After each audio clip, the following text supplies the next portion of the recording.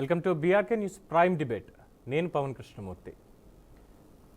ధరణి portal భూ భారతి తెలంగాణకు సంబంధించి గతంలో 10 ఏళ్ల పాటు ఉన్నటువంటి ధరణికి చెక్ పెట్టారు. భూభారతిని తీసుకొచ్చారు ప్రస్తుతం ఉన్నటువంటి ముఖ్యమంత్రి రేవంత్ రెడ్డి.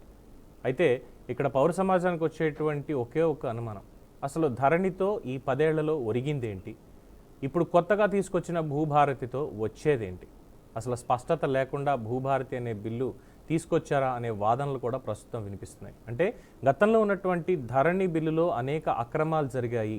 ఒకరి పేరు మీద ఉన్నటువంటి భూములు ఇంకొకరి పేరు మీదకి బదలాయింపు చేసేశారు. అలాగే చుక్కల భూములు కావచ్చు, లేదంటే అసైన్డ్ భూములు కావచ్చు, గిరిజనుల భూములు కావచ్చు, పట్టాలు లేక వివాదాల్లో ఉన్నటువంటి భూములు కావచ్చు, ఈ స్థలాలు వీటన్నిటినీ కూడా ఆ 10 ఏళ్ల పాటు అధికారంలో ఉన్నటువంటి బీఆర్ఎస్ నాయకులు, వారి అనుయాయులు, అధికారులు కొంతమంది, ఎందుకంటే భూదాన్ భూముల కుంభకోణాన్ని చూసాం.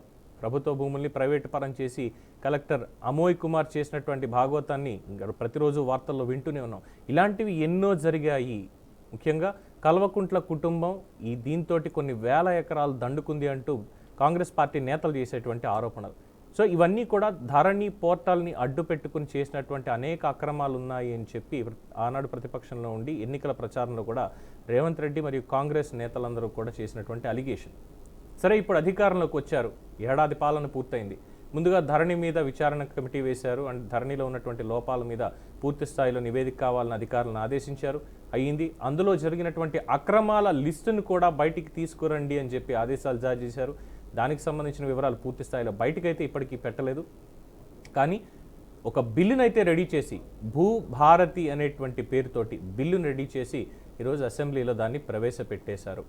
అయితే కొత్తగా ఈ భూభారతిలో ఏముంటుంది, ధరణిలో ఆ రోజు ఉన్నటువంటి లొసుగులేంటి, అలాగే ధరణి వల్ల వచ్చినటువంటి లాభాలేంటి, వీటిని ప్రజల్లోకి పూర్తిగా తీసుకెళ్ళగలిగారా, లేదు దానివల్ల జరిగినటువంటి నష్టం ఏంటనేది బిల్లులో ప్రవేశపెట్టారు అసెంబ్లీలో. కేవలం ఆరోపణలు చేయడం మాత్రమే కాదు. సరే, ఇప్పుడు కొత్త తీసుకొచ్చారు. దీనివల్ల మా బతుకులు ఏమైనా కొత్తగా మారతాయా, గతంలో మా చేజారిపోయినటువంటి అసైన్డ్ భూములు కావచ్చు, లేదంటే ఇతరత్ర జరిగినటువంటి అక్రమాల్లో కోల్పోయిన భూములు కావచ్చు, మళ్ళీ ఎవరైతే ఒరిజినల్ ఓనర్స్ ఉంటారో వాళ్ళకి వెళ్ళి చేరతాయా అంటే ప్రస్తుతానికైతే సమాధానం లేనటువంటిది. కేవలం బిల్లు మాత్రమే వచ్చింది. ఇందులో ఏముంటుంది అనే దాని మీద కేవలం బిల్లు తయారు చేసిన వాళ్ళు, ప్రవేశపెట్టిన వాళ్ళకి తప్ప మిగతా సామాన్య ప్రజానీకానికి ఎవ్వరికీ కూడా సరైనటువంటి అవగాహన లేదు. ముందుగా దీని మీద కూడా ప్రజాభిప్రాయాన్ని సేకరించలేదు రేవంత్ రెడ్డి సర్కార్ అనేటువంటి ఒక కంప్లైంట్ కూడా ఉంది. మరి ధరణిలాగే భూభారతి బిల్లు ఉంటుందా, లేదు దానికంటే ఏమన్నా కొత్తగా ఉంటుందా, అవినీతి అక్రమాలు జరిగినటువంటి వాటిని అన్నిటినీ కూడా క్లియర్ చేసి దీంట్లో క్లియర్ టైటిల్ అనేది ఇవ్వగలుగుతారా, వేచి చూడాలి. సో దీని మీద ఉన్నటువంటి అనేక అనుమానాలు, ధరణి వర్సెస్ భూభారతి అనే అంశం మీద ఈరోజు మనతో చర్చించడానికి అందుబాటులో ఉన్నారు ప్రముఖ అనలిస్ట్ కార్తీక్ గారు మన స్టూడియోలో. నమస్కారం కార్తీక్ గారు. నమస్తే ప్రవీణ్. ముందుగా ఈ ధరణి పోర్టల్ అనేటువంటి తీసుకొచ్చింది గత కేసీఆర్ ప్రభుత్వం. చాలా క్లియర్గా చెప్పారు, ల్యాండ్ టైటిలింగ్ అనేది జరగాలి. ఈ బినామీ యాక్ట్ని అడ్డం పెట్టుకోనో లేదంటే ఇతరత్ర ఉన్న దాంట్లో ఎవరైతే అక్రమంగా భూములు కొట్టేశారో, అక్రమంగా భూముల్ని ఇలా రాయించుకున్నారు, వాళ్ళది కూడా మొత్తం అన్ని తీసుకొచ్చి ప్రజలకు పంచిపెట్టాలన్నటువంటిది ఒక పాయింట్ చెప్పారు. అలాగే ఆక్రమణకి గురైనటువంటి ఈ ప్రభుత్వ భూములు ఏవైతే ఉన్నాయో వాటిని కూడా తిరిగి స్వాధీనం చేసుకోవడానికి, వాటి మీద కూడా క్లియర్ టైటిల్ ఉండడానికి అంటూ ధరణి పోర్టల్ గురించి గత ప్రభుత్వం గొప్పగా చెప్పింది. బట్ డే 1 నుంచి కూడా లోపభూయిష్టంగా ఉంది అన్నటువంటి ఒక ఆరోపణ చివరిదాకా కొనసాగింది. ఈరోజు దానికి ఎండ్ అయ్యి ఈరోజు కొత్తగా భూభారతి వచ్చింది. సో రెండింటి మధ్య తేడా ఏముండొచ్చు? ముందుగా ధరణి గురించి మాట్లాడుకుంటే ప్రోస్ అండ్ కాన్స్ ఏమేమి ఉన్నాయంటారు? యాక్చువల్గా ధరణి అంటే ఏంటి అనేది ఒక డెఫినేషన్ మనం ఇవ్వాలి. ధరణి అనేది 2026 చట్టం. అది ఎక్కడ రూపొందించబడింది? మీరు ప్రజాభిప్రాయ సేకరణ గురించి మాట్లాడారు. రేవంత్ రెడ్డి ప్రజాభిప్రాయ సేకరణ లేకుండానే భూభారతి చట్టాన్ని తీసుకొస్తున్నారనే మాట మీరు మాట్లాడారు. కానీ ఏ ప్రజాభిప్రాయ సేకరణ తీసుకొని ధరణి చట్టాన్ని తీసుకొచ్చారు? ధరణి చట్టం యొక్క ఉద్దేశం ఏంటంటే, అంటే బయట సాధారణంగా ఉన్నటువంటి భూములన్నిటి కూడా ఆన్లైన్ చేయాలి, వ్యవసాయ భూములన్నింటినీ కూడా ఆన్లైన్ చేయాలి, ఆన్లైన్లో వాటికి గుర్తింపు ఉండాలి, ఎవరి భూమి ఎక్కడ ఉందన్నటువంటి మొత్తం ఆన్లైన్ చేయాలన్నటువంటి ఒక ఉద్దేశంతో ధరణి చట్టాన్ని కానీ ధరణి పోర్టల్ని కానీ తీసుకొచ్చారు. కానీ ధరణి చట్టాన్ని 2020లో తీసుకొచ్చినప్పుడు తర్వాత ఆ రోజు కేసీఆర్ గారు అసెంబ్లీలో చెప్పింది ఏంటంటే, టర్మ్స్ అండ్ కండిషన్స్ అతి తొందరలోనే మనం దీనికి రూపొందించారనేది. ఒక చట్టాన్ని తీసుకొచ్చి దాని టర్మ్స్ అండ్ కండిషన్స్ లేకపోవడం అనేది మీరు ఎప్పుడన్నా చూసారా? భారతీయ చట్ట చరిత్రలోనే లేకుండా ధరణి చట్టం తీసుకొచ్చిన తర్వాత టర్మ్స్ అండ్ కండిషన్స్ పాలసీ అంటే చట్టం అంటేనే ఒక పాలసీ, చట్టం అంటేనే దానికి ఒక విధి విధానం, చట్టం అంటేనే రూల్స్ యొక్క మొత్తం దానికి అన్ని సంబంధించినటువంటి అన్ని విషయాలను చెప్పగలిగేది, నిర్వచించగలిగేది చట్టం. కానీ ధరణి చట్టం చాలా విషయాలు నిర్వచించలేకపోయింది. ధరణి చట్టంలో మీరు చెప్పినట్టు ఒకళ్ళ భూమి మరొకళ్ళ పేరు మీదకి మారితే దాన్ని ఎలా మళ్ళీ తన పేరు మీదకి మార్చుకోవాలి, దానికి ఉన్నటువంటి హక్కులు ఏంటి. ఇప్పుడు ఎగ్జాంపుల్ ఇవాళ భారతీయ చట్టానికి ధరణి చట్టానికి ఒక ఉదాహరణ చెప్తానండి. అప్పుడు సహజంగా ధరణి చట్టం రాకముందు ఏంటంటే సబ్ రిజిస్టర్ ఆఫీసర్ రిజిస్ట్రేషన్ అయిపోయిన తర్వాత ఎంఆర్ఓ ఒక అప్లికేషన్ పెట్టుకోవాలి, నేను ఈ భూమిని రిజిస్ట్రేషన్ చేసుకున్నాను నా పేరు మీదకి మార్చేయండి అని చెప్పేసి. అప్పుడు ఎంఆర్ఓ ఏం చేస్తాడు, విఆర్ఓలు విఆర్ఏల సహాయంతో మొత్తం చెకింగ్ చేపించేసి ఆ భూమి నిజంగా ఎంత ఉంది ఏంటి దాని వివరాలను తీసుకుని అతని పేరు మీదకి మారుస్తారు. అయితే ఆన్లైన్ అయ్యేది కాదు. ఆన్లైన్ కాకపోవడం వల్ల మన దేశంలో ఉన్నటువంటి దురదృష్టకరం ఏంటంటే ఇప్పటి వరకు కూడా రిజిస్ట్రేషన్ డాక్యుమెంటు అనేది అంటే డాక్యుమెంట్ రిజిస్ట్రేషన్ ఉంది తప్ప భూమి రిజిస్ట్రేషన్ లేదు. ఇప్పటికీ ఒకే డాక్యుమెంట్ 10 మంది పేరు మీద ఉండేది గతంలో. అవును, ఒకే భూమి ఒకటే, కానీ నీ పేరు మీద ఉండేది, నా పేరు మీద ఉండేది. మనిద్దరం కొట్టుకోవాలి, మనిద్దరం కోర్టుకు వెళ్ళాలి, ఆ కోర్టులో కేసు జరిగేటప్పుడు ఇలా జరిగిన కబ్జాలు చాలా ఉన్నాయి. హైదరాబాద్లోనే చాలా కబ్జాలు కేవలం ఒకే ల్యాండ్ 2-3 పేరు మీద ఉండటం వల్ల జరిగింది. రైతుల భూములు కూడా అలానే జరిగాయి. కానీ వీటన్నిటికీ చెక్ పెడుతూ భూమి ఎవరి పేరు మీద ఉంది అనేది కన్ఫ్యూజన్ లేకుండా ఆన్లైన్ చేస్తామనే పేరుతో ధరణిని తీసుకొచ్చారు. అయితే సరే కరెక్టే, నా పేరుతో భూమి ఉంది అందుకోసమనే ధరణి తీసుకొచ్చారు. ఆన్లైన్ అయితే ఎవరు కబ్జా చేయడానికి అవకాశం ఉండదు, ఇంకెవరి పేరు మీదకి మారడానికి అవకాశం ఉండదు, మంచిదే కదా అని అందరూ అనుకున్నారు. అయితే ఆ ధరణి క్రమంలో ఇప్పుడు నా దగ్గర 5 ఎకరాలు ఉన్నాయండి, 4 ఎకరాలు నా పేరు మీద ఎక్కినాయి, 1 ఎకరం ఎక్కలేదు ఎక్కించాలంటే ఎవరిని అడగాలి, ఎంఆర్ఓకి హక్కు లేదు. ఇక ఇప్పుడు ఏంటంటే అప్పుడు సబ్ రిజిస్టర్ ఆఫీసులు అనేది లేవు. ఇక వ్యవసాయ భూములన్నింటినీ కూడా ఎంఆర్ఓనే రిజిస్ట్రేషన్ చేస్తాడు. ఎంఆర్ఓ రిజిస్ట్రేషన్ చేసిన తర్వాత దాని మీద కంప్లైంట్ ఉంటే విచారించే హక్కు ఎంఆర్ఓకి లేదు, ఆర్డీఓకి లేదు, కలెక్టర్కి ఉంటుంది. కలెక్టర్ కంప్లైంట్ ఇస్తే కలెక్టర్కి జిల్లాలో ఉన్నటువంటి బిజీ షెడ్యూల్స్ అనుకున్నటువంటి ఇబ్బందులు అన్ని తీసుకుని ఆయనకి మూడు వచ్చినప్పుడు ఆయనకి అనిపించినప్పుడు ఆ భూమిని ఆ రైతు పేరు మీదకి మళ్ళీ మార్చాడనుకోండి, మళ్ళీ అది సరిగా మారకపోతేనో మళ్ళీ ఇంకేదో కంప్లైంట్ వస్తేనో మళ్ళీ చెకింగ్ చేసే రైట్ ఆ కలెక్టర్ కూడా లేదు. ఇదో సీక్రెట్, అంటే ఎవరి పేరు మీద భూమి ఉందో చూడటానికి కూడా అవకాశం లేనంత సీక్రెట్. ఆ ధరణి పోర్టల్లో లాగిన్ చేయడానికి కూడా 2 రెవెన్యూ ఆఫీసర్స్ దాని తమ్ముడు ఇస్తే తప్ప అది ఓపెన్ కాదు. అలాంటి ఒక సీక్రెట్ యాప్ని తయారు చేశారు. అంతకుముందు చాలా ఈజీగా ఉన్నటువంటి భూముల వ్యవహారాన్ని చాలా సీక్రెట్ చేశారు. ఎందుకు సీక్రెట్ చేశారన్నది ఇప్పటికీ తెలియదు. మీరు ఇందాకనంటే భూదాన భూములు కుంభకోణం కోసం, వ్యవసాయ భూములు కూడా ఆక్రమించుకోవడం కోసం, తమ పేరు మీద మార్చుకోవడం కోసం, భూములన్నీ లాక్కోవడం కోసం అది చేశారా అనేటువంటిది చాలామందికి ఉన్నటువంటి అనుమానం. భూములన్నీ కూడా కబ్జా చేయడానికి చేసినటువంటి చట్టం ధరణి అనేటువంటిది ఆ రోజు సిఎల్పిలో ఉన్నటువంటి ఎంపీగా ఉన్నటువంటి ప్రతిపక్ష నాయకుడిగా ఉన్నటువంటి పీసీ అధ్యక్షుడిగా ఉన్నటువంటి రేవంత్ రెడ్డి గారు చేసినటువంటి ఆరోపణ. ఆయన మాత్రమే కాదు, సిఎల్పి లీడర్గా ఉన్న బట్టి విక్రమార్క గారు పాదయాత్రలో ప్రధానంగా ప్రస్తావించిన ధరణి అంశాన్ని. ధరణిలో వచ్చే మీకున్నటువంటి ఇబ్బందులను కంప్లైంట్ ఇవ్వండి అంటే కొన్ని వేలాది కంప్లైంట్స్ వచ్చాయి. ఇప్పుడు ఎగ్జాంపుల్ ఆ ధరణి అనేటువంటి ఇష్యూ ఎన్నికల ముందు చాలా పెద్ద ఎత్తున కొనసాగింది. కొన్ని వేల కోట్ల రూపాయలు కుంభకోణం జరిగింది, వేల కోట్ల రూపాయల భూముల్ని కబ్జా చేశారు, కేవలం ధరణి పోర్టల్ తీసుకొచ్చాను రేవంత్ రెడ్డి ఆరోపణ చేశాడు. మేము రాగానే దీన్ని మారుస్తామని చెప్పాడు. అప్పుడు కేసీఆర్ చెప్పింది ఏంటంటే ధరణి తీసేస్తారట, భూములు ఆన్లైన్ తీసేస్తారంట, మళ్ళీ పాత విధానాన్ని తీసుకొస్తారంట, భూములు కబ్జాలు చేసుకొస్తారట అని కేసీఆర్ చెప్పారు. అప్పుడు ధరణి పెద్ద వివాదంగా మారిన తర్వాత ప్రజలు ఇచ్చిన తీర్పు ధరణి వద్దు అనేటట్టుగానే కేసీఆర్ ప్రభుత్వానికి చెంపబెట్టిగా కేసీఆర్ని ఓడించి కేసీఆర్ కేవలం 39 సీట్లుగా పరిమితం చేసి కాంగ్రెస్ పార్టీని 65 సీట్లలో గెలిపించడం జరిగింది మిత్రపక్షాలతో సిపిఐతో కలిపి. అయితే సరే కాంగ్రెస్ అధికారంలోకి వచ్చిన తర్వాత అప్పుడు రైతు సంఘం నాయకుడిగా ఉన్నటువంటి కోదండరెడ్డితో కమిటీ వేశారు. నిజంగా ధరణిలో ఉన్న ప్రాబ్లమ్స్ ఏంటి, రైతులు పడుతున్న ఇబ్బందులు ఏంటి, ప్రజల దగ్గర ఉన్నటువంటి అభిప్రాయాలు ఏంటి అనే దాని మీద మీరు అందాక అన్నారుగా ప్రజాప్రాయ సేకరణ అని చెప్పేసి కోదండరెడ్డితో కమిటీ వేశారు. కోదండరెడ్డి జిల్లాలన్నీ తిరిగాడు, కలెక్టర్తో మాట్లాడాడు, కొంతమంది రైతు సంఘాల నాయకులతో, అంటే వాళ్ళ పార్టీకి ఒక వ్యవస్థ ఉంది కాబట్టి, రైతు సంఘం ఒక వ్యవస్థ ఉంది కాబట్టి మాట్లాడే ప్రయత్నం చేశారు. కింది స్థాయిలో వివరాలు తెలుసుకుని దాదాపు 2.5 లక్షల కంప్లైంట్స్ ధరణి మీద వచ్చాయి. ఆ 2.5 లక్షల కంప్లైంట్లో 1,00,000 కంప్లైంట్స్ని సార్ట్అవుట్ చేయడం జరిగింది. తర్వాత కాలంలో ఎలక్షన్ కోడ్ వచ్చింది, ఎలక్షన్ కోడ్ రావడం వల్ల ఆగిపోయింది. దాని దగ్గర 1,45,000 దరఖాస్తులు ఇప్పటికీ పెండింగ్లో ఉన్నాయి. వాళ్ళు చెప్తున్నారు స్పెషల్ డ్రైవ్ మళ్ళీ చేస్తాం, ఈ నెలలో దాదాపు 1,00,000 కంప్లైంట్ని పరిష్కరిస్తామని చెప్పేసి పొంగిరెడ్డి శ్రీనివాసరెడ్డి గారు చెప్తా ఉన్నారు. అయితే ఇప్పుడు మీరు అన్నట్టు కాకపోతే భూమాత అయిన అన్ని సమస్యలకి పరిష్కారం చూపించగలదా? ఇప్పుడు చాలా ఒకటి కార్తీక్ గారు, ఇక్కడ ధరణి పోర్టల్ కి సంబంధించి వీళ్ళ ఆరోపణలు చేయడం రాజకీయంగా అనేది ఒకటి పక్కన పెట్టేస్తే రాజకీయ పార్టీలు మాట్లాడేదానికి శాంక్టిటీ ఉందా లేదని పక్కన పెట్టేద్దాం. సామాన్య ప్రజలు అంటే ప్రభుత్వం మారింది, ప్రభుత్వం మారక ముందు కూడా దాదాపు 2022-23 ఆ సమయంలో కూడా అనేక మంది ప్రజలు కంప్లైంట్ ఇచ్చారు. ధరణి పోర్టల్లో మావి లిస్టింగ్ చూపించడం లేదు, మా భూములకు సంబంధించి, లేదంటే యాజమాన్య హక్కులు బదలాయింపు అయిపోయాయి, అంటే మేము దీన్ని పరిశీలిస్తున్నాము, కాస్త అప్లికేషన్ ఏదో తేడా ఉంది అని చెప్పుకుంటూ వచ్చారు.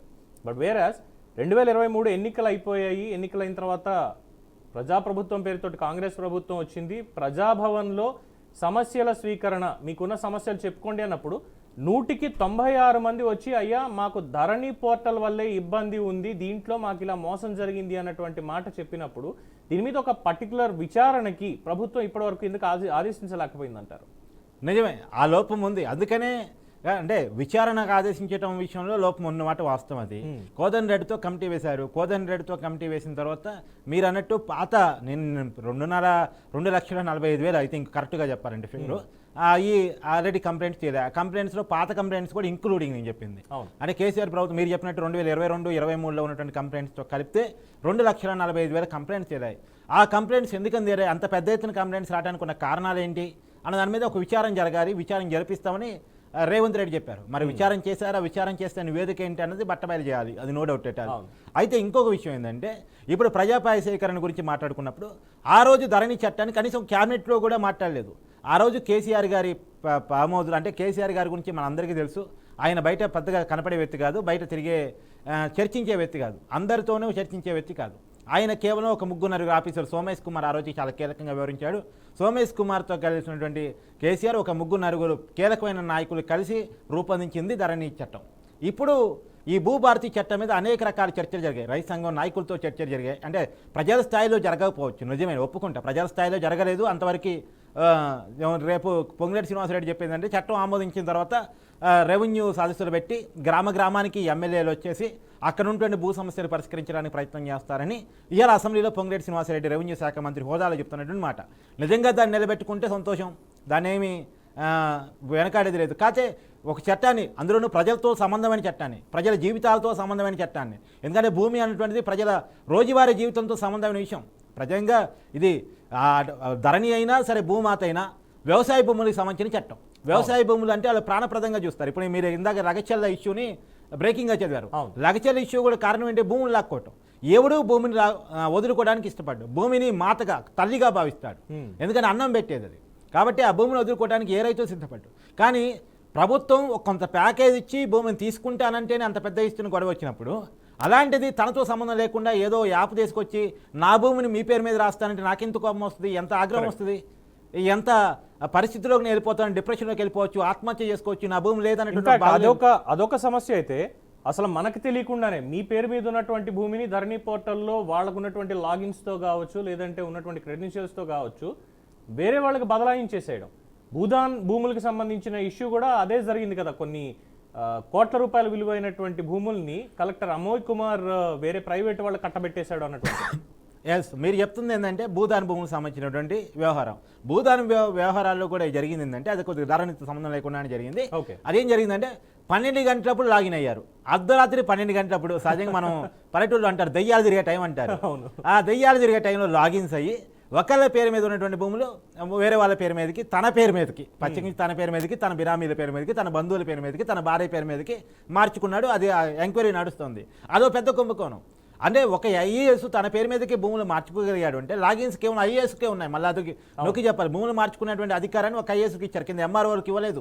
ఇంతకుముందు ఎంఆర్ఓలకు హక్కులు ఉండే, విఆర్ఓలకు హక్కులు ఉండే, విఆర్ఐకి హక్కులు ఉండే, అంటే చెకింగ్ చేసే అధికారం. కానీ విఆర్ఏల వ్యవస్థను తీసేశారు, విఆర్ఓల వ్యవస్థను తీసేశారు. అంటే అధికారాల కేంద్రీకరణ చేశారు. పర్టికులర్ చెప్పాలంటే, ఒక్క మాటలో చెప్పాలంటే అధికార కేంద్రీకరణ చేశారు. సహజంగా భారతదేశంలో జరగాల్సింది ఏంది, మనం నిర్ణయించేది ఏంది, అధికార వికేంద్రీకరణ జరగాలి. కింది స్థాయి వరకు వ్యవస్థలు పనిచేయాలి. కింది స్థాయి వరకు అధికారాల బదలాయింపు జరగాలి. అధికారాల బదలాయింపు జరగాలి. కానీ అధికారాలు తీశారు, అధికారులను తీసేసారు. అప్పుడు పెద్ద ఉద్యమం, విఆర్ఏలు మామూలు ఉద్యోగాలను తీస్తారని. సరే, అది పక్కన పెట్టేస్తే ఇప్పుడు ఎంఆర్ఓకు లేనప్పుడు ఐఏఎస్కి ఇచ్చారు. ఐఏఎస్లు ఏం చేశారు, మీరు అన్నట్టు అమోన్ కుమార్ కానీ ఎవరికైనా 12 గంటప్పుడు లాగిన్ అయితే తమ పేరు మీదకి, వేరే వాళ్ళ పేరు మీదకి, తన బంధువుల పేరు మీదకి వచ్చారు, మార్చుకున్నారు. ఓకే, అంతవరకు బాగానే ఉంది. ఎవరైతే భూమి ఓనర్స్ ఉన్నారో, రియల్ ఓనర్స్ ఉన్నారో వాళ్ళు కంప్లైంట్ ఇవ్వాలి. ఎవరికి ఇవ్వాలి, మళ్ళీ మార్చిన ఐఏఎస్కి ఇవ్వాలి. మార్చిన ఐఏఎస్ ఎందుకు తీసుకుంటాడు వాడు, మార్చిందే వాడు, దొంగ దొంగే చేతికి వాడు, తాళాలు ఇచ్చినట్టు. దొంగ చేతి తాళాలు ఇచ్చినట్టు. దొంగ దగ్గర పోయి నా భూమి దొంగతనం జరిగిందంటే అది వాడి మూడు వచ్చినప్పుడు కదా, దానికి పర్టికులర్ టైం. అంటే నేను చెప్పేది ఏంటంటే ధరణి అప్లికేషన్లో కంప్లైంట్ రైజ్ చేస్తే ఇన్ని రోజుల్లో ఇది సొల్యూట్ చేస్తామన్నది ఒక టైం బాండింగ్ ఉండగలిగితే మళ్ళీ పోయి అడగడానికి ఒక వారం అయింది నా కంప్లైంట్ ఇచ్చాను స్టేటస్ ఏంటో తెలుసుకునే అవకాశం ఉండేది. అక్కడ ఏంటంటే ఒక కంప్లైంట్ ఇచ్చిన తర్వాత దాని స్టేటస్ ఏంటో తెలుసుకునే అవకాశం ధరణి పోర్టల్లో లేదు. లేదు, వీటిలో లేకపోవటం ఫలితంగా గతంలో జరిగినటువంటి పెద్ద కుంభకోణం అది. అదే ఈ కేవలం మీరు చెప్పే భూకు దాని కుంభకోణం కాదు, ధరణి పోర్టల్ను ఉపయోగించుకొని చేసినటువంటి అనేక కుంభకోణాలు ఉన్నాయి. చాలామంది రియల్ ఎస్టేట్ బిల్డర్లకి బీఆర్ఎస్ పార్టీకి కావాల్సిన వాళ్ళకి వ్యవసాయ భూములను అప్పచెప్పి, ఎందుకంటే ఇప్పుడంతా ఫామ్ హౌస్ కల్చర్ వచ్చింది కదా, సిటీ అవుట్స్కట్స్లో రంగారెడ్డి, మెదక్, హైదరాబాదు ఈ సరౌండింగ్స్లో ఉన్నటువంటి పెద్ద పెద్ద వ్యవసాయ క్షేత్రాలని ఫామ్ హౌజుల కోసం అని చెప్పేసి కొంతమంది పెద్దవాళ్ళకి అప్పచెప్పడానికి ఈ ధరణి పోర్టల్ను ఉపయోగించి, ఎందుకంటే వ్యవసాయ భూములు చూసే ధరణి పోర్టల్ కదా, పేదల మధ్యతరగతి ప్రజల భూముల్ని పెద్దవాళ్ళ పేరు మీదకి మార్పిడి చేశారు. తీవ్రత ధరణి పోర్టల్లో కంప్లైంట్ ఇస్తే అది సొల్యూట్ కాదు. ఏం చేయాలి, పెద్దవాళ్ళతో రాజీ కుదుర్చుకొని ₹1,00,000 భూమిని 10,000కి లేదా 20,000కి వాడి ఇచ్చిన రేటుకి అమ్ముకోవాలి. అంటే 10 లక్షలు, లక్ష అనేది నేను ఎగ్జాంపుల్ కోసం చెప్తున్నాను. భూములు 1,00,000 ఉన్నాయా, 10 లక్షలే ఉన్నాయా, కోట్లలో ఉన్నాయి కదా అంటే ఉన్నాయి, నిజమే. ఆయా ఏరియాలో ఆ రేట్లు బట్టి ఉన్నాయి. ఎగ్జాంపుల్ ₹1,00,000 భూమిని ఈ పెద్ద అతను రామేశ్వరరావు గారు ఇంకొకళ్ళు లేదా మెగా కిస్తారెడ్డి నీకు 25 లక్షలు ఇచ్చేస్తాను, ఎందుకంటే నీ భూమి నా పేరు మీదకి వచ్చేసింది, నువ్వు కంప్లైంట్ ఇచ్చినా సొల్యూట్ కాదు, ఈ 25 లక్షలు తీసుకొని నువ్వు మర్చిపో నీ భూమిని అంటే వచ్చిందే అంటారు కదా, సచ్చినోడికి వచ్చిందే కట్టం అంటారు కదా, అట్లా తీసుకొని రాజీ పడ్డ పరిస్థితులు కూడా ఉన్నాయి. అనేక మంది ఆత్మహత్యలు చేసుకుని ఉన్నాయి, అన్నదమ్ముల మధ్య తగాదులు వచ్చినవి ఉన్నాయి, కుటుంబాల్లో తగాదులు వచ్చినవి ఉన్నాయి, అనేక విషయాలు ఉన్నాయి. వీటన్నిటికీ ఈ భూమాత చెక్ పెట్టగలదా, ఇది చెప్పగలిగిన విషయం. ఇంకా మళ్ళీ కొన్ని కొత్త సమస్యలు క్రియేట్ చేయగలదా, ఇవాళ పొంగులేటి శ్రీనివాసరెడ్డి గారు చెప్తుంది అంటే ఇంకా విధి విధానాలు బయటకు రావాల్సి ఉంది, చర్చ జరగాల్సి ఉంది, అసెంబ్లీలో చర్చ జరుగుతా చూడాలి. అసెంబ్లీలో చర్చ జరుగుతా డాక్యుమెంట్ ప్రజా సమాజంలోకి వచ్చిన తర్వాత ఏమేం కండిషన్స్ పెట్టారో, ఏమేం రూల్స్ పెట్టారు అనేది తెలిసి, కానీ వాళ్ళు చెప్తుంది ఏంటంటే అధికార వికేంద్రీకరణ చేస్తాం. అవును, అధికార వికేంద్రీకరణ ఖచ్చితంగా కావాల్సిందే. అధికార వికేంద్రీకరణ ద్వారా ఒక అధికారిని కలిసి నాకు ఈ సమస్య ఉంది. ఇప్పుడు ఏంటంటే ఒక గ్రామాల్లో ఉండేటువంటి సామాన్య రైతు కలెక్టర్ని కలిసే పరిస్థితి ఉండదు, కలెక్టర్కు నివేదిక ఇచ్చే పరిస్థితి ఉండదు. ఎంఆర్ఓ ఆఫీసులో ఇస్తే అది కలెక్టర్గా పోయిందో లేదో కూడా తెలియదు. కానీ ఇప్పుడు పొంగులేటి శ్రీనివాసరెడ్డి గారు రెవెన్యూ శాఖ హోదాలో చెప్తుందంటే మీరు ఇచ్చిన కంప్లైంట్ ఏ పేజీలో ఉందో క్లియర్గా మీకు అప్డేట్ మొబైల్కి వస్తూ ఉంటుంది. మీ మొబైల్కి ఈ పేజీ నుంచి ఈ పేజీకి మారింది, ప్రజెంట్ కంప్లైంట్ స్టేటస్ ఇది అనేది ఖచ్చితంగా ఎప్పటికప్పుడు మీకు మెసేజ్ వస్తుంది అనేటువంటిది పొంగులేటి శ్రీనివాసరెడ్డి గారు చెప్తున్నారు. అదే క్రమంలో ప్రజల నుంచి మాలాంటి వాళ్ళని చేసే డిమాండ్ ఏంటంటే ఒక కంప్లైంట్ ఇచ్చినప్పుడు టైం బౌండింగ్ పెట్టండి. 1 నెల పెడతారా, 20 రోజులు పెడతారా అనేది, అంటే భూ సమస్య అంటే అది 5 రోజుల్లోనూ 10 రోజుల్లోనూ అయ్యే పని కాదు. కాబట్టి సిచ్యువేషన్లో అయితే నెల రోజులు పెట్టినా కూడా క్లియర్ అవ్వలేనటువంటి పరిస్థితిలో ఉంటుంది. ఎందుకంటే ఆన్లైన్లో వీళ్ళు సెర్చ్ చేసేదానికి గ్రౌండ్ లెవెల్కి వెళ్ళి డాక్యుమెంటేషన్ ఇవన్నీ మొత్తం సెర్చ్ చేసి అందులో ఉన్నటువంటి వాటిని క్రోడీకరించి మ్యాచ్ చేసి ఓకే ఇది వీళ్ళది లేదంటే ఇక్కడి నుంచి బదలాయింపైంది ఇవన్నీ చెప్పాలన్నా కూడా అధికార యంత్రాంగం ఉండాలి, దాని మీద కలెక్టర్ల అప్రూవల్స్, ఇలా ఎంతో. అంటే ఇప్పుడు దాంట్లో ఇంకోటి చేస్తున్నారు, రెవెన్యూ సదస్సులకు అధికారాన్ని కట్టబెట్టే ప్రయత్నం చేస్తున్నారు. రెవెన్యూ సదస్సుకి ఎంఆర్ఓ వస్తాడు, అవకాశం ఉంటే ఆర్డీఓ కూడా వస్తాడు. కాబట్టి ఇంతకుముందు కలెక్టర్ తప్ప ఎవరికి అవకాశం లేదు. ఇప్పుడు ఎంఆర్ఓలకే అధికారం, అంటే తహసీల్దార్ ఇప్పుడు పేర్లో ఎంఆర్ఓలు తహసీల్దార్గా మారారు, తహసీల్దార్లకి అధికారాన్ని కట్టబెడుతున్నారు. తహసీల్దార్ల మీద ఆర్డీఓలకి అధికారం కట్టబెడుతున్నారు. తహసీల్దార్ ఏమైనా తప్పు చేస్తే మనం ఆర్డీఓ కంప్లైంట్ చేసుకోవచ్చు. ఆర్డీఓ స్థాయిలో అది సొల్యూట్ కాలేదంటే కలెక్టర్ కంప్లైంట్ చేసుకోవచ్చు. ఇన్ని స్థాయిలో కంప్లైంట్ చేసుకోవచ్చు. లేదు ఈ స్థాయిలో కూడా కంప్లైంట్ కాలేదు అంటే CCLకి కంప్లైంట్ చేసుకునేటువంటి అవకాశం కూడా కల్పించబడింది. కాబట్టి అప్పుడు కూడా కాకపోతే మనం కోర్టును అప్రోచ్ కావచ్చు. ఇప్పుడు ధరణి పోర్టల్లో ఉన్నది ఏంటంటే అయితే కలెక్టర్కి లేదంటే కోర్టుకి మాత్రమే వెళ్ళాలి అనేటువంటిది ధరణి పోర్టల్ చెప్తున్నమాట. కోర్టుకి అవసరం లేదు, అధికార స్థాయిలో సొల్యూషన్ చూపిస్తామన్నటువంటిది భూమాత చెప్తున్నటువంటి మాట. మన మాట నిలబెట్టుకుంటారా అన్నట్టుగానే చట్టం బయటకు వస్తా చూడాలి. ఇంకా చట్టం విధి విధానాల దగ్గరే ఉంది కాబట్టి, కేవలం డాక్యుమెంటెడ్గానే ఉంది కాబట్టి, ఇంకా చట్టంగా రూపొంది కాలేదు కాబట్టి చూడాలి. కాకపోతే ఉందంటే క్యాబినెట్లో డిస్కషన్ జరిగినాయి. ఒకటి రైతు సంఘాలతో నేను చెప్పినట్టు ఇందాక కోదండ రెడ్డి గారితో జరిగిన చర్చల సమయం కానీ, తర్వాత క్యాబినెట్లో విరివిగా దీని మీద చర్చలు జరగడం కానీ, ఆ చర్చలు జరిగే క్రమంలో కూడా ఇవాళ పొంగులేటి శ్రీనివాసరెడ్డి గారు అసెంబ్లీలో చెప్పిన మాట చెప్తున్నాను, నాకు తెలియదు కానీ ఆయన చెప్పిన మాట చెప్తున్నాను. ఆ రోజు పాదయాత్ర చేసినప్పుడు CLP లీడర్ హోదాలో బట్టి విక్రమార్క పాదయాత్ర చేసినప్పుడు ఏవే కంప్లైంట్స్ వచ్చాయో ఆ ప్రతి కంప్లైంట్ని మ్యాచ్ చేసుకొని కంప్లైంట్ ఏంది దాని సొల్యూషన్ ఏంది, కంప్లైంట్ ఏంది సొల్యూషన్ ఏంది అన్నిటి చర్చించిన తర్వాత ఒక బిల్లుని రూపొందించాం. ఆ బిల్లుని అసెంబ్లీ ముందు తీసుకొచ్చాం. అసెంబ్లీలో కూడా విపక్ష సభ్యులు తమ ఎక్స్పీరియన్స్ని బట్టి వాళ్ళు ఇచ్చే సూచనలన్నీ పరిగణన తీసుకొని మళ్ళీ బిల్లుని మార్చడానికి కూడా మనకు సిద్ధం. ఇంకొకటి కూడా యాడ్ చేశారు, ధరణిలో ఉన్నటువంటి పాజిటివ్ పాయింట్స్ ఏవైతే ఉన్నాయో వాటిని కూడా కొనసాగిస్తా ఉన్నారు దీంట్లో. ఎస్ ఉంచారు కూడా. కాకపోతే ఇక్కడ క్వశ్చన్ ఏంటంటే, ఇప్పుడు ధరణీయ పేరు ఉంచేసి ఉన్నటువంటి ప్రాబ్లమ్స్ సొల్యూషన్ చూపించవచ్చుగా. భూమాత అని పేరు ఎందుకు మార్చాల్సి వచ్చింది? అంటే కేసీఆర్ మార్కును తీసేయాలని రేవంత్ రెడ్డి అనుకుంటున్నాడు, కేసీఆర్ చట్టాలు తీసేయాలని రేవంత్ రెడ్డి అనుకుంటున్నాడు. ఇప్పుడు మన తెలంగాణ తల్లిని మార్చారు, లేదు ఇంకొక చట్టం పేరు మార్చారు, పేర్లని మారుస్తూ ఉన్నారు. ఇప్పుడు ధరణి యాప్ని భూమాతగా తీసుకొస్తారు. భూభారతి అని పెట్టారు. భూభారతి ఫస్ట్ భూమాత అన్నారు, ఇప్పుడు భూభారతి. ఎస్ కరెక్ట్, మీరు భూభారతిగా తీసుకొస్తున్నారు. అంటే పేర్లు మార్చడంలో ఉద్దేశం ఏంటి? పేర్లు మార్చుకుని ధరణిలోనే ఉంచేసి దాంట్లో ఉన్న మార్పులు చేర్పులు అన్ని చేయొచ్చు కదా, చట్ట సవరణ చేయొచ్చు కదా అనేటువంటిది ఒకటి. కార్తిక్ గారు, సో ఇక్కడ భూభారతి ధరణి పేరు ఏదైనా అప్లికేషన్ ఒకటే, ప్రాసెస్ ఒకటే, అధికారులు అటు ఇటు అయి ఉంటారు, ట్రాన్స్ఫర్ అయి ఉంటారు తప్పితే పెద్దగా మార్పు ఏమి ఉండదు అధికార యంత్రాంగంలో. మేబీ కొద్దిపాటి మార్పులతో ఇచ్చిన కంప్లైంట్లను బేస్ చేసుకొని అసలు ఏం జరిగింది అన్న దాని మీద వీళ్ళు చేస్తూ ఉండొచ్చు. అయితే ఇక్కడ ఒక చిన్న పాయింట్ గుర్తొస్తుంది. ఈ ధరణి అన్నటువంటి పోర్టల్ మీద బిఫోర్ 2019 ఎవరికి అంత అవగాహన లేకపోయినా కంప్లైంట్లు అయితే లేవు. అవును. బట్ 2019 నుంచి 23 ఈ మూమెంట్ వరకు తీసుకున్నప్పుడు పూర్తి స్థాయిలో కంప్లైంట్లు తప్పితే ఏవి మిగలలేదు. అలాగే అంటే దీనికి ఏమైనా ఇన్స్పిరేషన్ ల్యాండ్ టైటిలింగ్ యాక్ట్, ఇందాక మీరు చెప్పారు ల్యాండ్ టైటిల్ చేయడం అనేది దీని ప్రధాన ఉద్దేశం అని చెప్పి.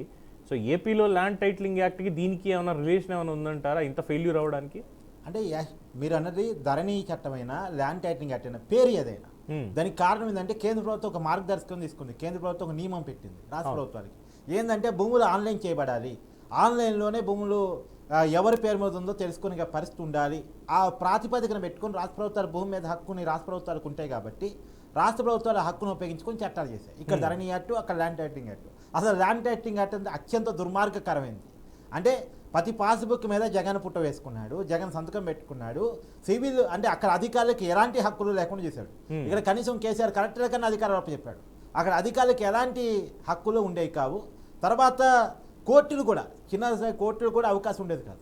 అందులో హైకోర్టు లాంటి వాటిని అప్రోచ్ ఇందాక మీరు ఇనిషియేట్ చేసిన పాయింట్ ఇది. అంటే కోర్టుకు వెళ్ళడానికి అవకాశం లేదు, ఏదున్నా కానీ ఒక ప్రత్యేక అధికారో లేదంటే గవర్నమెంట్ తరఫున ఉన్న వాళ్ళ దగ్గర ఇది క్లియర్ చేసుకోవాలి, గొడవలు ఏమైనా ఉంటాయి. జనరల్గా ఇప్పుడు ఉన్నటువంటి రెవెన్యూ అధికారులకు ఆదేశాలు లేకుండా దానికి సపరేట్ వ్యవస్థను క్రియేట్ చేసి అతనికి మాత్రమే అధికారులు ఉంటాయి అని చెప్పాడు. అక్కడ ఉండే అధికారులు ఎవరు? ఆ సపరేట్ వ్యవస్థ ఏంటి? జగన్మోహన్ రెడ్డి గారి సొంత వ్యవస్థ. ఆ జగన్మోహన్ రెడ్డి గారి సొంత వ్యవస్థ ఎవరి కోసం పనిచేస్తుంది? వాళ్ళ కోసం పనిచేస్తే, వాళ్ళ పార్టీ కోసం పనిచేస్తే, వాళ్ళ వ్యక్తుల కోసం పనిచేస్తాయి. అంటే సామాన్యుల కోసం పనిచేయదు కదా. సామాన్యుడు కంప్లైంట్ భూమి వివాదంతో వెళ్తాడండి, అది కాకపోతే ఎవరిని అడగగలగాలి? కోర్టుకు పోయే అవకాశం కూడా లేకుండా చేసేస్తే ఇప్పుడు హైకోర్టుకో సుప్రీంకోర్టుకో వెళ్ళగలిగే పరిస్థితిలో సామాన్యులు ఉండే కదా. కింది స్థాయిలో ఉన్నటువంటి సివిల్ కోర్టులకు వెళ్ళే పరిస్థితి చేస్తారు. కానీ సివిల్ కోర్టులు ఈ కేసులు నిర్ధారించలేవు, వాటికి ఉన్నటువంటి హక్కులను తీసి పడేస్తే ఎవరిని అడుక్కోవాలి సామాన్యుడు? ఇది ఆ ల్యాండ్ టైటిలింగ్ యొక్క ఉద్దేశం. ఈ దేశంలో ఇంత దుర్మార్గకరమైన చట్టం మరొకటి ఉంటుందని మనం చెప్పడానికి లేదు. అత్యంత దుర్మార్గకరమైనది. రెండోది, పాస్బుక్స్ మీద జగన్ బొమ్మ వేసేసరికి రేపొద్దున ఈ భూములన్నీ ప్రభుత్వానియే, ఈ భూములన్నీ మావే, ప్రజలకే హక్కులు లేవని వ్యక్తిగత ఆస్తులన్నీ లాక్కుంటారనేటువంటి ఒక భయం ప్రజల్లో కలిగింది. నిజానికి వైసీపీ ఇంత దారుణంగా ఓడిపోవడానికి అది పెద్ద కారణం. ఆ టీడీపీ కూడా దాన్ని చాలా బలంగా జనాల్లో తీసుకెళ్ళగలిగింది.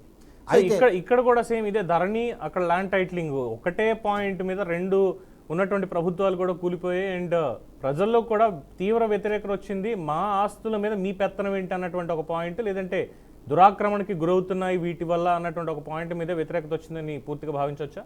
ఖచ్చితంగా అండి. ప్రజల్లో కోపం రావడానికి ఈ కారణాలు. అంటే మీరు అన్నట్టు 2019 ముందు కంప్లైంట్స్ లేవంటే కంప్లైంట్స్ ఉన్నమాట వాస్తవం, కంప్లైంట్స్ లేవనే కాదు.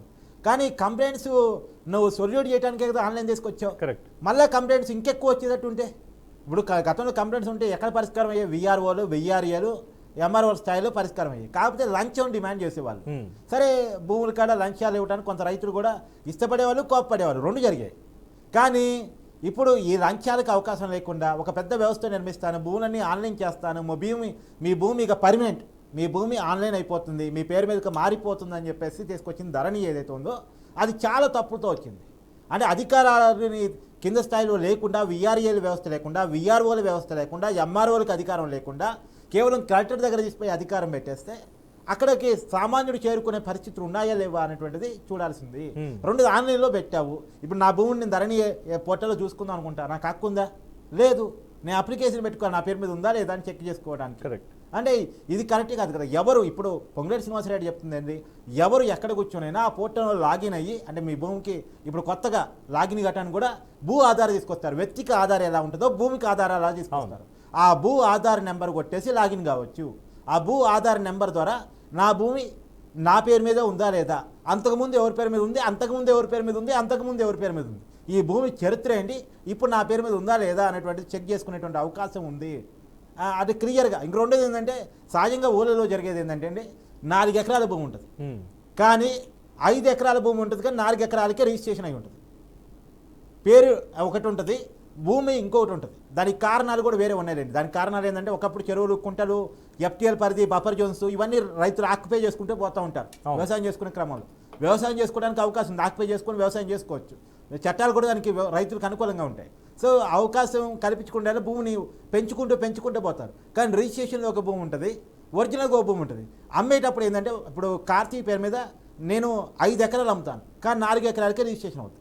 4 ఎకరాలు నేను రిజిస్ట్రేషన్ చేసే క్రమంలో మళ్ళీ ఏం చేస్తాను, మేనేజ్ చేసుకుని 5 ఎకరాలు రిజిస్ట్రేషన్ చేస్తాను, లేదా 4.5 ఎకరాలు రిజిస్ట్రేషన్ చేస్తాను. కానీ 5 ఎకరాల భూమి ఉందా లేదా తేలాలి. ఇదంతా సర్వే చేయాలి. ఇప్పుడు ఏమంటున్నారు, ఖచ్చితమైన సర్వే చేస్తాం. పొంగులేటి శ్రీనివాసరెడ్డి చెప్తుంది ఏంటంటే, ఖచ్చితమైన సర్వే చేస్తాం. ఆ సర్వే చేసి దానికి ఆధారిస్తాం. ఆధార్ ఇచ్చిన తర్వాత ఇక ఫిక్స్డ్, వ్యక్తికి ఆధార్ కార్డు ఎలా ఫిక్స్డో భూమికి కూడా ఆధార్ కార్డు ఫిక్స్డ్.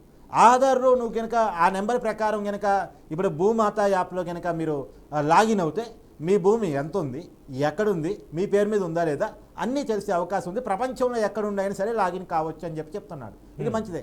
ఇంకోటి మీరు అన్నట్టు ల్యాండ్ టైటిలింగ్ యాక్ట్ పోతే ఇప్పుడు దాన్ని కూడా ఆంధ్రప్రదేశ్ ప్రభుత్వం మార్చివేసింది, ల్యాండ్ టైటిలింగ్ యాక్ట్ తీసేసింది. దానికి వాళ్ళు కొత్త చట్టాన్ని తీసుకొచ్చుకున్నారు. పాస్ పుస్తకాల మీద ఉన్నటువంటి జగన్ బొమ్మ తొలగించేశారు, ప్రజల్లో ఉన్న భయాందోళన తొలగించేశారు. అంతవరకు సంతోషం. ఓకే. సో ఓవరాల్గా ఇక్కడ ఈ భూధార్ అని కొత్తగా తీసుకొస్తున్నారు. ఇది కేంద్ర ప్రభుత్వం కూడా గతంలో ఇచ్చినటువంటి సంస్కరణలో భాగంగా తీసుకొచ్చింది అనేది ఒక విషయం తెలుస్తుంది. మరి ఇది అంటే కేవలం ప్రత్యేకంగా ప్రస్తుతం తెలంగాణలోనే అమలు చేస్తారా దీన్ని, లేదు భారతదేశ వ్యాప్తంగా కూడా దీన్ని తీసుకెళ్లే అవకాశం ఉందా? భూ ఆధార్ మాత్రమే కాదు, అసలు ఈ ధరణి కానీ ల్యాండ్ టైటిలింగ్ యాక్ట్ కానీ ఇది కూడా కేంద్ర ప్రభుత్వం ఇచ్చినటువంటి నిర్దేశాలు, మార్గదర్శకాలు, ప్రతిపాదనల ఆధారంగా తీసుకొచ్చినాయి. భూమి మొత్తాన్ని ఆన్లైన్ చేయాలనేటువంటి కేంద్ర ప్రభుత్వం పాలసీ ప్రకారం తీసుకొచ్చింది. కాకపోతే వాళ్ళు ఒక లైన్ ఇచ్చారు. ఆ లైన్ ఇచ్చిన తర్వాత ఇప్పుడు మీకు మీ మేనేజ్మెంట్ ఇంకెవరో ఒక లైన్ ఇచ్చి డిబేట్ చెప్పండి అంటారు. డిబేట్లో ఉన్న ప్రతి క్వశ్చన్ వాళ్ళు చెప్పరు కదా. చట్టం చేసుకునే అధికారం రాష్ట్ర ప్రభుత్వాలది. చట్టం వాళ్ళు చేసుకుంటూ ఉంటారు. చట్టం చేసుకునే క్రమంలో ప్రజలకి అనుకూలంగా ఆ చట్టం ఉండాలి తప్ప ప్రజలను ఇబ్బంది పెట్టారు చట్టాలు ఉండకూడదు. ఇప్పుడు ధరణి చట్టం అయినా, ల్యాండ్ టైటిలింగ్ యాక్ట్ అయినా ప్రజలను భయభ్రాంతులకు గురి చేసి, ప్రజలను ఇబ్బంది పెట్టి, ప్రజల్లో కంప్లైంట్స్ క్రియేట్ చేసినాయి. అందుకనే వాటి మీద అంతా యాంటీ వచ్చింది. ఆ ప్రభుత్వాల మీద వ్యతిరేకత వచ్చింది. ఇక్కడ బీఆర్ఎస్ అధికారాన్ని కోల్పోవడానికి, కానీ అక్కడ జగన్మోహన్ రెడ్డి అధికారాన్ని కోల్పోవడానికి ఉన్నటువంటి సవాలక్షర కారణాల్లో అతిపెద్ద కారణం ల్యాండ్ టైటిలింగ్ యాక్ట్ అని చెప్పుకోవాలి. అయితే ఇక్కడ క్లియర్గా ఇప్పుడున్న ప్రభుత్వాలు కూడా భూములతో పెట్టుకోకూడదు. ఇప్పుడు టీడీపీ కార్యకర్త, ఇక్కడ ఉన్నటువంటి కాంగ్రెస్ కార్యకర్త అయినా భూమి విషయంలో ఇబ్బంది ఏంటంటే ప్రభుత్వానికి వ్యతిరేకంగా తిరగబడతాడు. ఎందుకంటే అంతిమంగా ఏ పార్టీకైనా కొమ్ము కాసేది, ఏ ప్రభుత్వమైనా రావాలని కోరుకునేది నా ప్రయోజనాలు కాపాడతాడు, నా హక్కులు కాపాడతాడు, నా కోసం పనిచేస్తాడు అనేటువంటి కారణం చేతనే సామాన్యుడు ఓటేస్తాడు. కానీ నా హక్కులకే భంగం కలుగుతుంది, నా ఆస్తులే పోతున్నాయి, నా వ్యక్తిగతానికి ఇక్కడ దిక్కు లేదు అని చెప్పేసి అనుకున్నప్పుడు మళ్ళా ప్రభుత్వం మీద తిరగబడతాడు. కాంగ్రెస్ ఓటర్ అయినప్పటికీ కూడా బీఆర్ఎస్ వేయడానికి వెనకాడు, బీజేపీకి వేయడానికి వెనకాడు. సో జనాల సమస్యలు పరిష్కరించే క్రమంలో, ప్రత్యేకించి భూ సమస్యలు పరిష్కరించే క్రమంలో చాలా జాగ్రత్తగా ఉండాలి.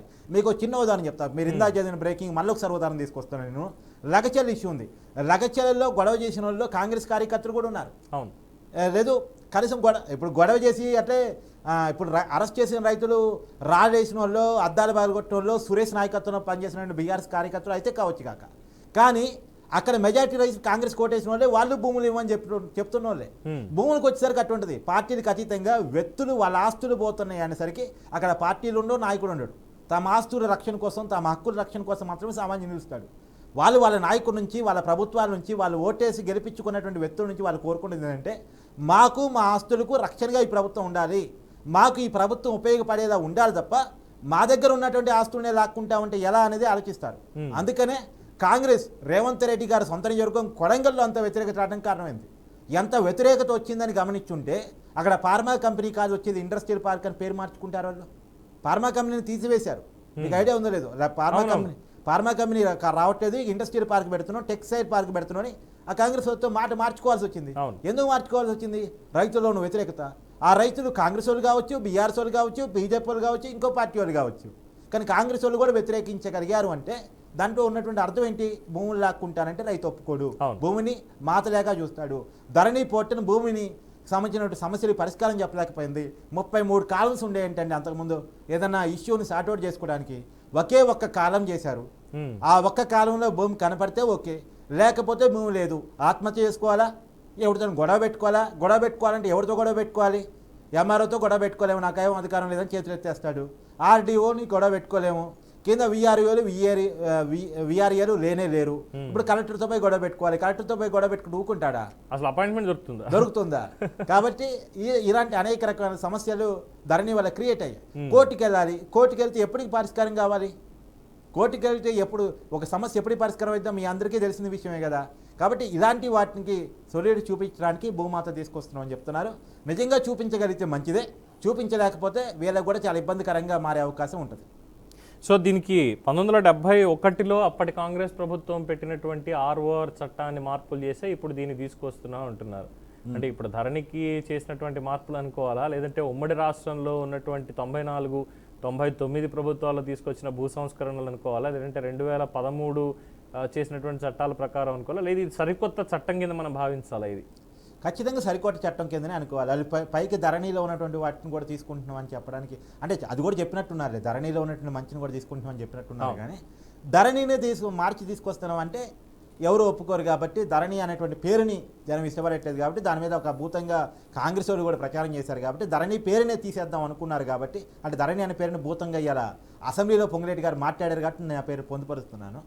అది తీసేద్దాం అనుకున్నారు. కాబట్టి ధరణి అని చెప్పకుండా 1970లో ఇందిరాగాంధీ గారు తీసుకొచ్చినటువంటి భూ సంస్కరణలకి అనుసంధానంగా, అప్పుడు చేసినటువంటి ROR చట్టానికి అనుసంధానంగా ఇప్పుడు తీసుకొస్తున్నామని చెప్తున్నారు.